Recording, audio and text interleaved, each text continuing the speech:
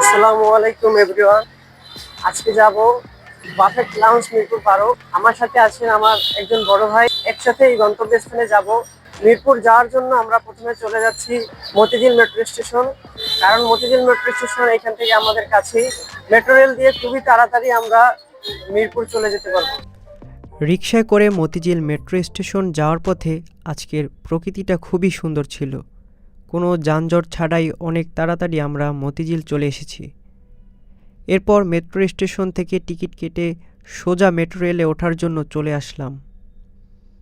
দেখছেন অনেক মানুষের সমাগম।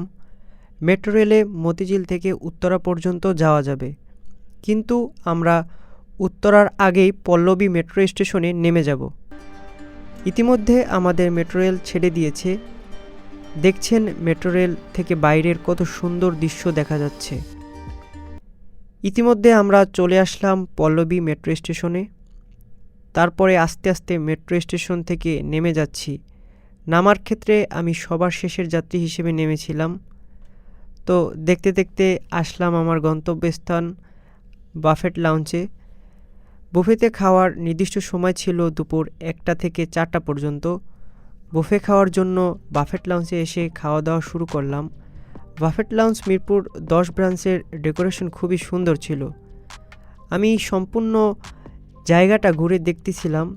বুফেতে একটা আকর্ষণীয় আইটেম ছিল অক্টোপাস, কিন্তু এটা আমি খাইনি, শুধু ভিডিও করেছিলাম। দেখতে অনেক অদ্ভুত এবং আকর্ষণীয় লাগছিল।